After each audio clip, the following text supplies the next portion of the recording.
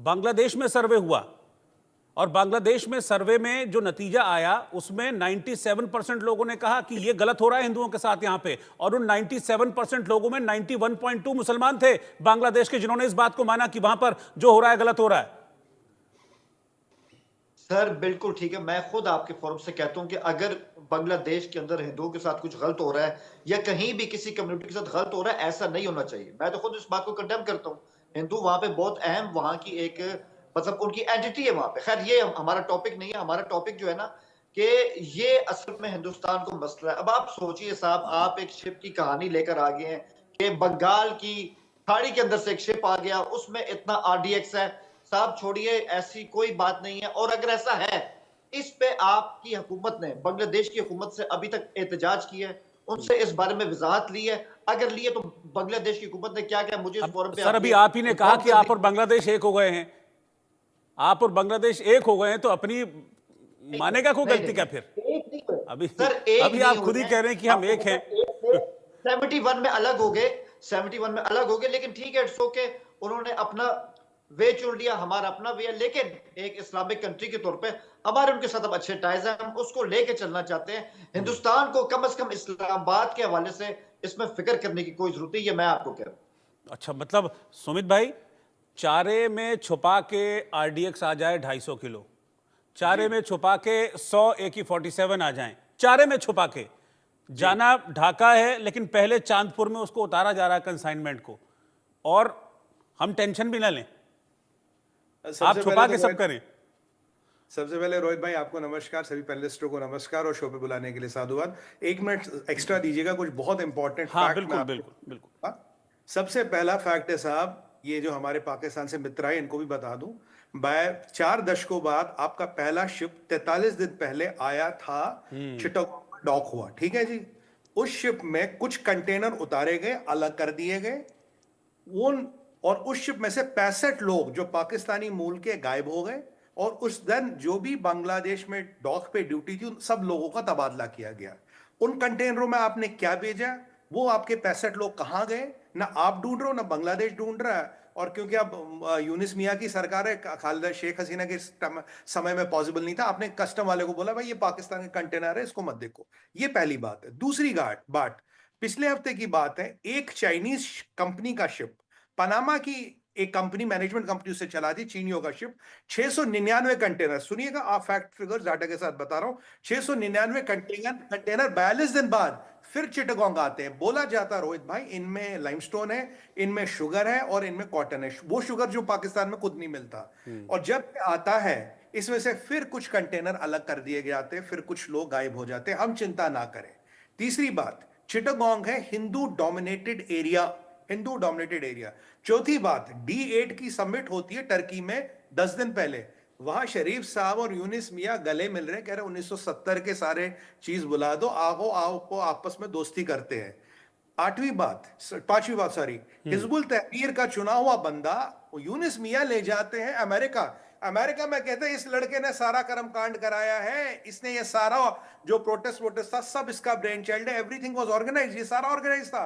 और ये बंदा हिजबुल तहरीर का, आपके यहाँ हिजबुल तहरीर है, आपके यहाँ आईसिस है, आपके यहाँ ये जितने भी जमाती वालों को सबने आपने छोड़ दिया, सारे संगठन आपके खुले घूम रहे। और अब की बार इन्होंने, बांग्लादेश ने पाकिस्तान से ऑफिशियली 2.5 गुना ज्यादा हथियार, तोप के गोले और असला मंगाया। मैं पूछता हूं इन 5 चीजों के बाद क्या आप हमें कहते हैं कि हमें चिंता की जरूरत नहीं? और अब ये जो दूसरा हथियार आ रहा, और आज आपको एक और बार बता दूं, सुनो मेरे भाई सुनो, और ये मैं आपको कहोगे तो विद प्रूफ बता सकता हूं, खालिदा जिया जेल से निकलती है, क्या ये गलत है? मैंने एक यूट्यूब चैनल पे वो डॉक्यूमेंट भी दिखाए थे। क्या ये गलत है? आपके डिफेंस अटैची, आपके जो डिफेंस अटैची, आपके हाई कमिश्नर मिले थे बांग्लादेश के आर्मी चीफ से, एक सीक्रेट मीटिंग हुई थी। क्या ये गलत है? आपके हाई कमिश्नर मिले थे खालिदा जिया के घर पे, 5 दिन हुए थे उन्हें जेल से निकले हुए। क्या ये डॉक्यूमेंट गलत है जो पेपर अभी सोशल मीडिया पे है? आपने एक चोरी छुपे कंसाइनमेंट मंगाई पाकिस्तान से, बोला इन्हें जमातियों के हाथ देंगे हिंदुओं का नरसंहार करने के लिए और भारत के खिलाफ यूज करने के लिए।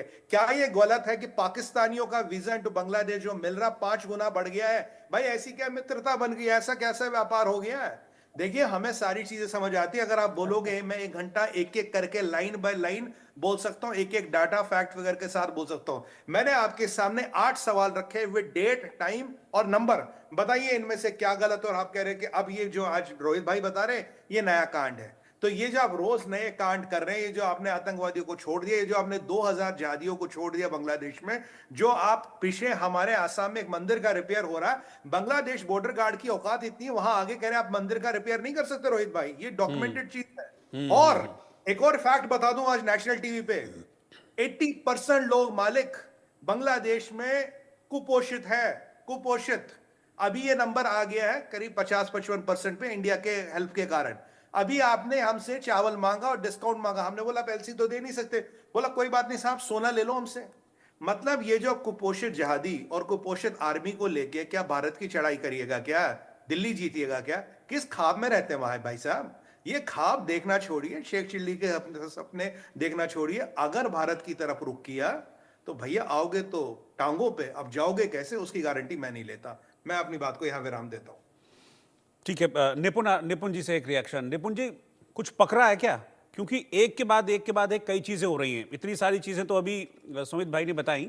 अभी आपको याद भी होगा कुछ वक्त पहले एक म्यूजिकल नाइट हुई थी बांग्लादेश में, ढाका में आर्मी के स्टेडियम में म्यूजिकल नाइट हुई थी। खैर, म्यूजिकल नाइट बताना मेरा मकसद नहीं है, मेरा मकसद ये कि उस म्यूजिकल नाइट में पाकिस्तानी सिंगर्स भी स्टेज पर थे, बांग्लादेश के अधिकारी भी स्टेज पर थे, पाकिस्तान के कुछ डिप्लोमेट्स भी स्टेज पर मौजूद थे और वहीं से नारे लग रहे थे शेख हसीना को फांसी दो, फांसी दो।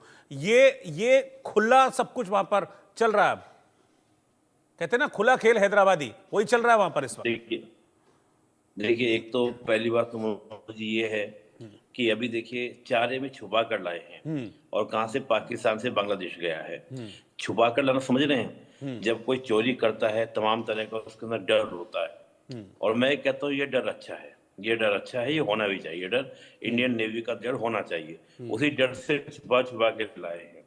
दूसरी बात क्या है कि देखिए होता क्या है, पाकिस्तान हो या बांग्लादेश हो, वर्तमान का बांग्लादेश, पूरा बांग्लादेश नहीं, वर्तमान का बांग्लादेश। देखिए पाकिस्तान हमसे 4 बार लड़ाइयाँ लड़ा और 1989 से प्रॉक्सी वॉर लड़ रहा है। उसके हाथ आज तक कुछ लगा नहीं, और हमेशा क्या हुई, किरकिरी हुई है। वो ये चाह रहा है कि बांग्लादेश में भी हम एक प्रॉक्सी वॉर स्टार्ट करें, 2 बॉर्डर से भारत के ऊपर क्या है एक प्रॉक्सी वॉर हम लोग स्टार्ट कर दें। जो सपना है इनका 1972 से, to bleed India with 1000 cut, वो सपने को हम साकार करें। लेकिन देखिए पाकिस्तान इस बात को भूल जाता है कि जो देश या जो व्यक्ति दूसरों के लिए गड्ढा खोदता है ना, वो उसमें खुद गिरता है, चाहे वो बलूचिस्तान हो, चाहे खैबर पख्तूनख्वा हो।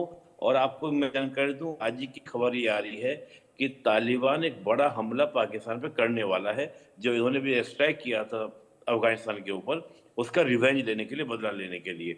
ये वही तालिबान है जिसको सपोर्ट किया था, जिसको ये मुजाहिदीन बोलते थे, ये वही मुजाहिदीन से निकला तालिबान है जो आज इनकी नाक में दम करने को तैयार है।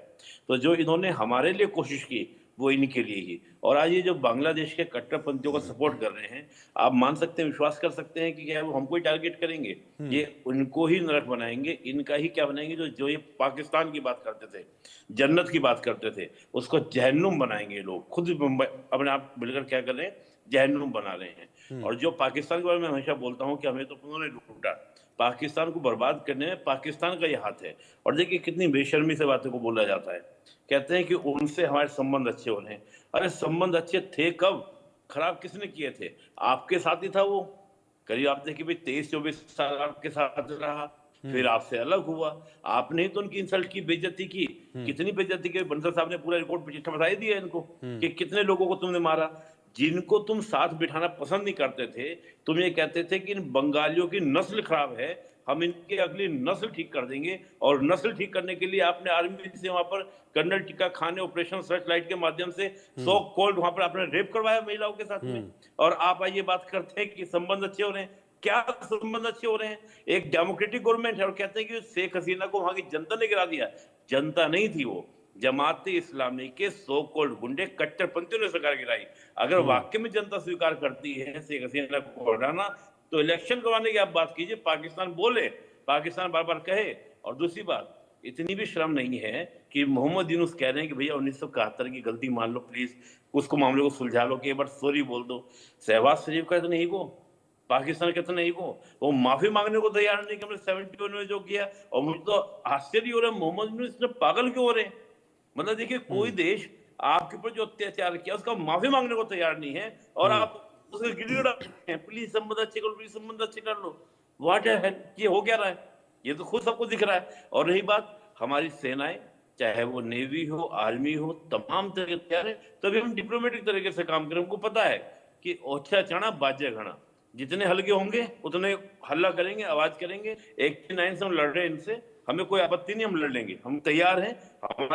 हमारी सेना के चीफ ने कह दिया था कि we are ready for the ढाई बॉर्डर ढाई फ्रंट जो वॉर के लिए हम रेडी हैं। तो हम तो पहले से रेडी हैं, हमें कोई तनाव की दिक्कत नहीं है। लेकिन ये डर अच्छा है कि छिप छिप के आ रहे हैं, स्वीकार नहीं कर रहे हैं, ये डर अच्छा है। ठीक है, डर अच्छा है। मैं एक रिपोर्ट भी आपको दिखा देता हूं पूरी कि एग्जैक्टली वहां पर हुआ क्या, क्या उसमें मिला, कैसे चारे में छिपा कर लाया गया था। एक रिपोर्ट पूरी तैयार की है, वो रिपोर्ट जरा मैं पहले आपको दिखाता हूं। उस रिपोर्ट के बाद फिर सर्वे का अगला सवाल और फिर मैं आप लोगों के पास लौटता हूं। उस रिपोर्ट को चलाइए जरा।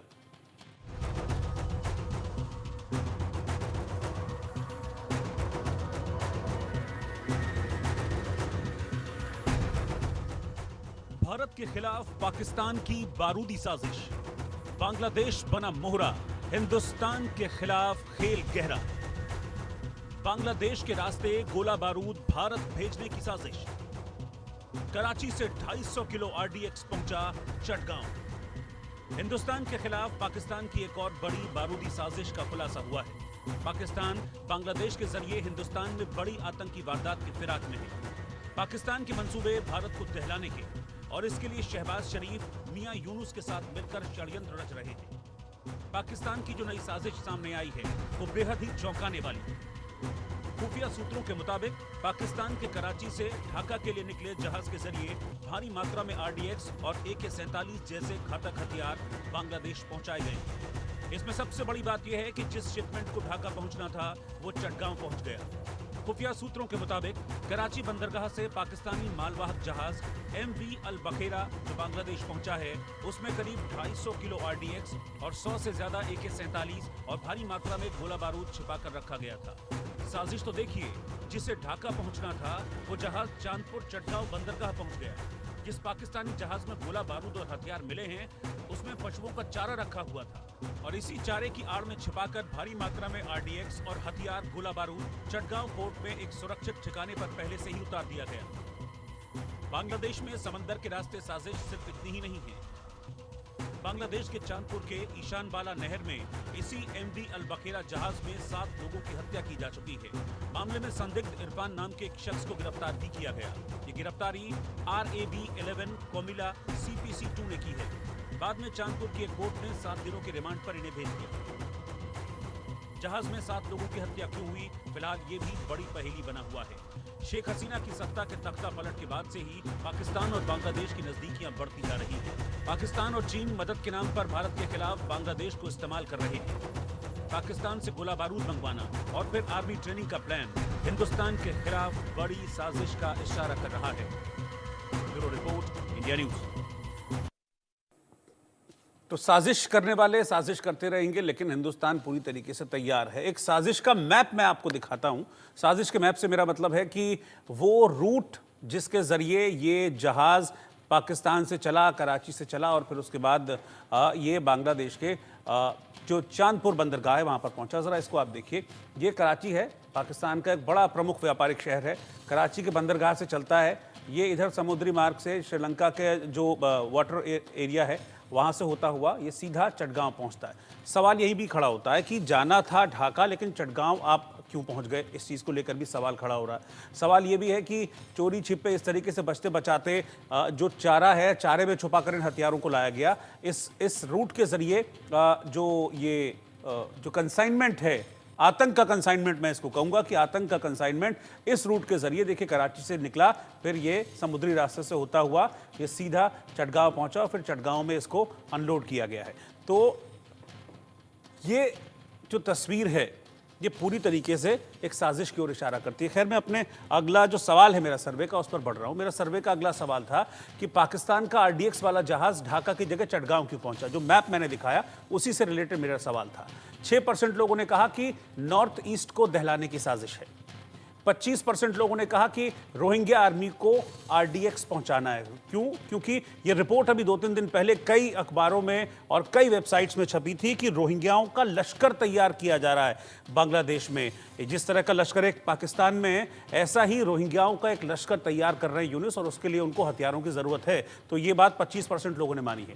54% लोगों ने कहा कि भारत में बारूदी धमाके करवाने की साजिश है इसके जरिए, और 15% लोगों ने इस पर अपनी कोई भी राय जाहिर नहीं की। इसी सवाल को लेकर मैं जनरल साहब आपके पास आ रहा हूं, क्योंकि जो चटगांव है, चटगांव से अगर जो नॉर्थ ईस्ट का बॉर्डर है उसकी दूरी देखी जाए तो बहुत ज़्यादा दूर वहां पर नहीं है, और क्योंकि पाकिस्तान है, बांग्लादेश है, और उसके पीछे एक चीन भी है, और चीन की नज़र नॉर्थ ईस्ट पर रहती है, चिकन नेक पर रहती है, तो उस एरिया को अस्थिर करने की कोशिश भी लगातार चीन चलता है। तो ये भी एक एंगल देखा जा रहा है, एक वजह मानी जा रही है कि चटगांव बेस कंसाइनमेंट को उतारा गया। बिल्कुल ठीक कहा आपने। जो हमारा बहुत वल्नरेबल एरिया है वो चिकन नेक है, जिसको सिलीगुड़ी कॉरिडोर भी कहते हाँ, हैं। सिलीगुड़ी इसकी कॉरिडोर, जो लंबाई है वो 60 किलोमीटर है, चौड़ाई 22 किलोमीटर जी। है, और इस पे सब तरह से नजर रहती है चाइना की भी कि हमारे जो नॉर्थ ईस्ट के स्टेट्स हैं उनको काट दिया जाए। लेकिन ये जो नहीं होना चाहिए। मैं यहाँ पर एक बार ये कहूँगा कि जब 1971 की वार हुई थी, हम विजयी हुए थे। 93,000 सोल्जर्स ने जो है पाकिस्तान का उन्होंने सरेंडर किया था, और हमारी आर्मी के भी जवान मारे गए थे। उसमें हमें क्या फायदा हुआ? कुछ नहीं हुआ। लेकिन उस समय एक संधि करके जो वो एरिया को थोड़ा चौड़ा कर लेना चाहिए था। वो चौड़ा जो निफा मारी एक जगह है, निफा मारी और ठाकुर गांव, वहां तक करीब 60-70 किलोमीटर का वो एरिया लेना चाहिए था, जिससे कि इस तरह की प्रॉब्लम कभी फेस ना करनी पड़े। अभी भी मैं ये कहूँगा, जब भी मौका मिले हमारे जो आर्मी और हमारे जो है ये जो चौड़ा कर देना चाहिए, या अगर जो अभी पैसे की जरूरत होगी बांग्लादेश को, अगर इनको पैसा चाहिए, उसको उतना एरिया को खरीद करके भी उसको चौड़ा किया जा सकता है। वो हमेशा एक भारत के लिए टेंशन की बात है। और जहां तक इसका सवाल है कि ये पाकिस्तान और बांग्लादेश दोनों मिलकर के ये यहाँ पर आतंक फैलाने की सोच रहे हैं। अपने आतंकी इस बात को जो है, जो हमारे मेहमान जुड़े हुए हैं पत्रकार जो हमारे चैनल पे, वो भी जानते हैं कि पाकिस्तान के अंदर में जो ये एक टेररिस्ट का खेल है, उस वजह से वहाँ डेवलपमेंट नहीं हो रहा। और वहाँ की आर्मी जो बिजनेस करती है, अपने पैसा बनाती है और सारा जो बजट खा जाती है। इसी प्रकार की चीज जो यहाँ करने जा रहे हैं बांग्लादेश के अंदर। और हमारे प्रधानमंत्री ये कह चुके हैं कि ये समय जो है युद्ध का नहीं है, ये समय है डेवलपमेंट का। उन्नति होनी चाहिए, और कोई भी मुद्दा जो हो वो बम बारूद और गोली से नहीं सुलझाया जाता। लड़ने के लिए हम तैयार है, हमारी सेना बिल्कुल तैयार है। और ये बात तो माननी पड़ेगी कि जब भी कोई लड़ाई होती है किसी भी देश के साथ में हो, तो एक इकोनॉमिक ग्रोथ वो बड़े बड़े कंट्रीज की भी रुक जाती है। एक जो भारत प्रगति की तरफ बढ़ रहा है, हमने 2047 का एक लक्ष्य रखा हुआ है, तो भारत की जो एक अपनी जो एक सोच है वो ये है कि प्रोग्रेस की तरफ बढ़ा जाए, बजाय के नेगेटिव और एक ये बढ़ाने के। तो इस बात को पाकिस्तान और बांग्लादेश के लीडर नहीं समझ पा रहे, लेकिन पाकिस्तान की जनता भी ये कुछ समझती है। वहाँ के कई जो है पत्रकार हैं, कारतूस आदमी हैं, वो इस बात को मैं बिल्कुल सर यही बात बोलने वाला था। मैं बिल्कुल यही बात बोलने वाला था कि कई जर्नलिस्ट हैं, आरजू कई बार मेरे साथ बैठी हैं, और वो बड़ा डेयरिंग से इस बात को स्वीकारती हैं कि आज जो स्थिति है पाकिस्तान में वो पाकिस्तान प्रायोजित आतंकवाद की वजह से ही है कि वहां पर लोगों की हालत खराब है, सरकार की हालत खराब है, अस्थिरता इतनी ज्यादा वहां पर है, महंगाई आप देखिए कितनी ज्यादा है। मैं एक छोटी सी बात ये और कहूंगा कि जो वहाँ की जनता तो ये कहती है कि मोदी जैसा लीडर हमको मिलना चाहिए। वहाँ के व्यापारी हमारे साथ व्यापार करना चाहते हैं कि जो पाकिस्तान के सारे व्यापारी हमें तभी फायदा होगा। लेकिन ये जो लीडर्स हैं और जो पाकिस्तान की मिलिट्री है और उनके जो कठपुतली सरकार है, उसकी वजह से सारा खेल खेला जा रहा है और जो वहां कट रहा है।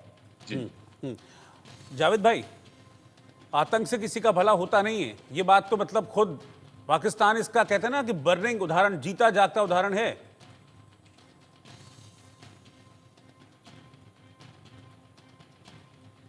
सर आप अनम्यूट कर लीजिए, जावेद भाई अनम्यूट कर लीजिए खुद को, आपका शायद म्यूट है, अब बोलिए।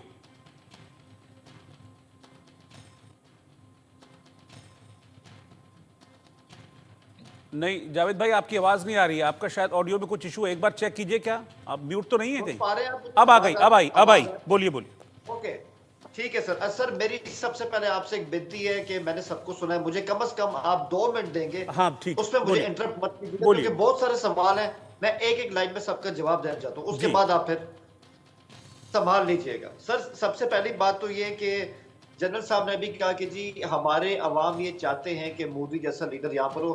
सर माजरत के साथ हमारी अवाम नहीं चाहती, हमारी अवाम ऐसा बिल्कुल नहीं चाहती, क्योंकि हमें ऐसा ये टीवी लीडर पर चाहिए कई जो बार जो है समाज मैंने के- देखा है वहां की आवाम को कहते हुए, सर अभी तो मैंने कोई आपसे- रिकॉर्ड मिल जाएगा तो सर मैं ये आपको दिखा भी मैंने दूंगा। अभी आपसे 2 मिनट मांगे हैं, आपसे 2 मिनट मांगे, आपकी बातों को सुना है, 2 मिनट तो दे मुझे कम से कम।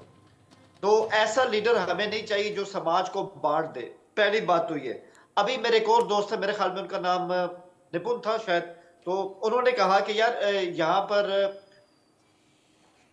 खालदा जिया साहिबा उनसे आते हैं, वो भी हमारे वक्त से मिलते हैं, और बांग्लादेश के जो आर्मी चीफ है उनसे भी हमारे लोग आके मिलते हैं ढाका के अंदर। तो साहब इसमें क्या मुजाहिका, क्या लोग आपस में मिलते नहीं है? क्या स्टेट के ताल्लुकात आपस में इस तरह के नहीं होते हैं? इसमें आपको क्या फर्क पड़ेगा? खालदा जिया वहां की पीएम रही है, हमारे उनके साथ ताल्लुकात रहे हैं। ऐसी मीटिंग्स का आप ये मत समझिए कि ये इंडिया के खिलाफ है। सबसे अहम बात मुझे समझ नहीं आती, जब से ये शो शुरू हुआ इंडिया को इतना जंग का फोबिया क्यों है? कि बांग्लादेश पाकिस्तान एक हो रहे हैं, ये हमारे खिलाफ जंग कर देंगे, हम इनको उनकी औकात बता देंगे। साहब पाकिस्तान में कोई सोच नहीं है इंडिया के साथ जंग की। उसका सबसे बड़ा सबूत है पाक इंडिया बॉर्डर। अभी देख रहे हैं जनरल साहब बैठे हैं, सरहदों को हमसे बेहतर समझते हैं। सियाचिन से लेकर रन ऑफ कच्छ तक मुझे बता दें, कहीं भी आपको एक गोली भी चलती सुनाई दे रही है? सब ऐसा कुछ भी नहीं है कि हम इंडिया के खिलाफ कोई ऐसी बात करने जा रहे हैं। तो आप ये चीज अपने माइंड से निकाल लें। हाँ, बांग्लादेश के कुछ इंडिया से कंसर्न्स हैं, बांग्लादेश अगर कुछ नॉर्थ ईस्ट के अंदर करेंगे, आपका और ढाका का मसला है, पाकिस्तान का इससे कोई लेन देन नहीं है। हम सिर्फ बांग्लादेश के साथ अपने टाइज को बेहतर करना चाह रहे हैं। नहीं, आप ये कह रहे हैं कि सब शांति है बॉर्डर पर, कौन से बॉर्डर पर शांति है? लगातार पाकिस्तान जो है कितनी बार पाकिस्तान जो है सीज फायर का उल्लंघन कर चुका है, कितनी बार? हिंदुस्तानी हम लोग उनको मारते हैं रोज। जी सर बोलिए, आप बोलिए। सर कहाँ मारते हैं? आप भी जानते हैं कि आपका जो टूरिस्ट है वो कश्मीर के बॉर्डर पर आ रहा है, हमारे भी आ रहे हैं, व्लॉग बन रहे हैं, कहीं भी कुछ नहीं हो रहा। सर आप मुझे आज की तारीख में बता दें, मैंने आपके सामने खुला रखा है, रन ऑफ कच्छ से लेकर सियाचिन तक मुझे बता आपकी दें। शायद नॉलेज नहीं है, अभी कहीं कोई गोली पिछले 4-6 चलती है महीने के अंदर इंडिया में बहुत टेररिस्ट घटनाएं बढ़ी हैं और हमने जो उनको न्यूट्रलाइज किया है वो रिकॉर्ड पर है सब कुछ। ऑन रिकॉर्ड है सारी चीजें जावेद भाई, सारी चीजें ऑन रिकॉर्ड है। जो आप कह रहे हैं ना कि ये जो कश्मीर में आतंकवाद है, पाकिस्तान प्रायोजित आतंकवाद है, वो कौन वहां से आतंक, पीओके में क्या चलते हैं, कितने ट्रेनिंग कैंप्स पीओके में चलते हैं बताइए।